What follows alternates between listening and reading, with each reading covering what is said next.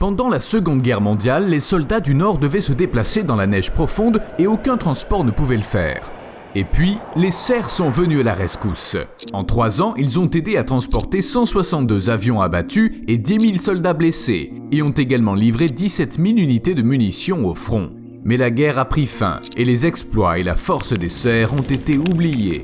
74 ans plus tard, en hiver, les participants au rallye arctique ont pu constater de leurs propres yeux la puissance du cerf. Leur caméra a enregistré ceci. Les cerfs arrachent la tête d'autres cerfs ? Il ne s'agit pas d'un cas isolé, cela se produit vraiment partout dans le monde. Mais pourquoi ?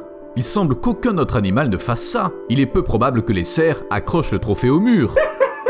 Même les scientifiques ne savent pas exactement comment et pourquoi cela se produit. Pourtant, il y a 3 théories pour expliquer pourquoi les cerfs font ça. La première, c'est les combats réguliers, au cours desquels les bois peuvent rester bloqués. Et puis l'un des 2 cerfs, s'emporte.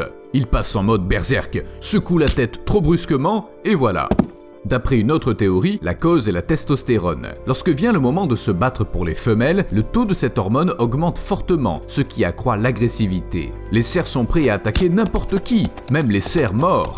Pourquoi est-ce qu'ils me regardent comme ça ? Et puis la même chose se produit. Les bois restent bloqués, il secoue la tête, et l'autre tête est arrachée. Il est brutal, et cruel, et sombre. La 3e théorie dit qu'un cerf s'est accidentellement accroché à la tête d'un autre cerf déjà mangé. Quelle que soit la raison, je pense qu'il n'était pas heureux de la situation.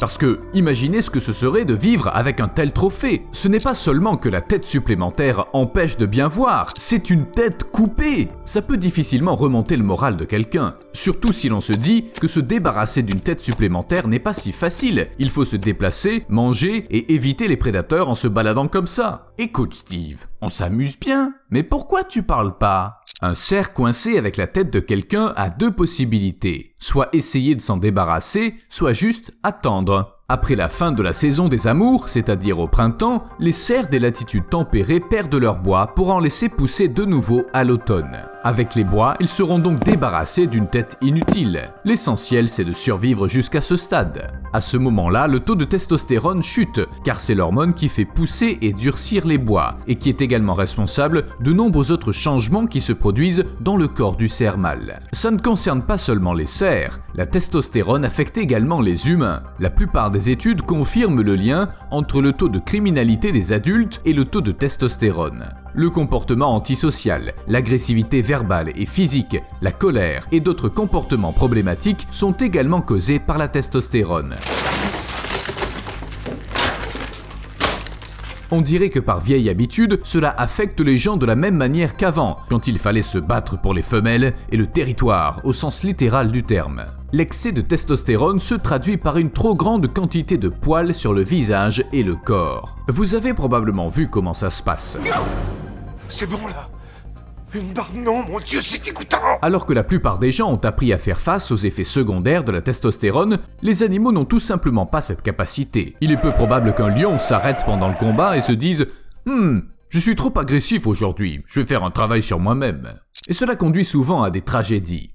En 2010, 3 cerfs morts avec leur bois emmêlé ont été trouvés dans l'Ohio. À un moment donné, alors qu'ils se battaient sur la rive d'un réservoir, l'un d'eux a trébuché, est tombé dans l'eau et a entraîné les autres cerfs avec lui. Incapables de se démêler, tous les 3 se sont noyés. C'est triste. Mais l'agressivité des cerfs ne s'étend pas seulement à leurs congénères. Selon les statistiques, les cerfs sont les animaux les plus meurtriers d'Amérique. Le taux de mortalité dû aux animaux reste assez faible. La probabilité qu'un animal vous tue est d'1 sur près de 1,4 million.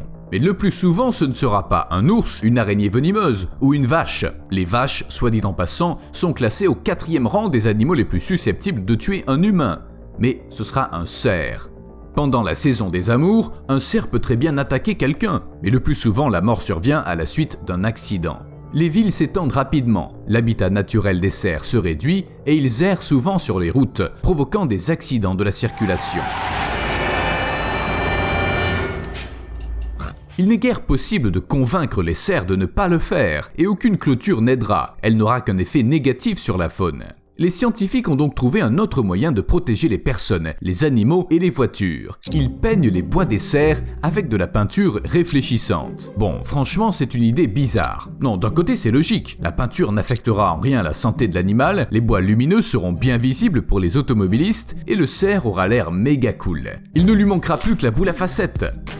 Mais en même temps, comment persuader les cerfs sauvages que la peinture est bonne pour eux? Ils ne vont pas venir la demander, donc les animaux doivent être capturés. Combien de cerfs y a-t-il? Combien de temps ça va prendre? N'oubliez pas que la plupart des cerfs perdent leur bois chaque année. Donc, dès que vous avez fini de peindre tous les cerfs d'une zone, l'hiver sera terminé et vous devrez recommencer. En plus, la peinture réfléchissante ne résoudra qu'une partie des problèmes du cerf, c'est-à-dire ceux liés aux accidents. En Nouvelle-Zélande, il y a un autre problème. En raison de l'absence de prédateurs, les cerfs sont devenus des nuisibles.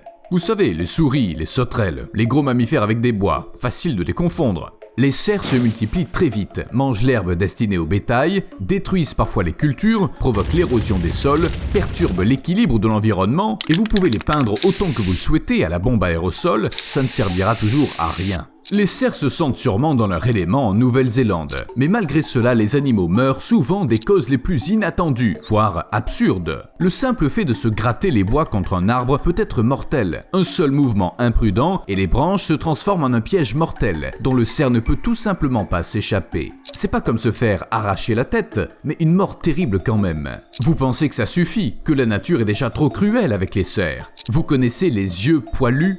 Des poils qui poussent directement à partir des globes oculaires et dont la cause est une tumeur bénigne. Elle est constituée de tissus qui apparaissent habituellement dans d'autres parties du corps, c'est-à-dire que c'est en fait un morceau de dos poilu qui pousse dans l'œil du cerf.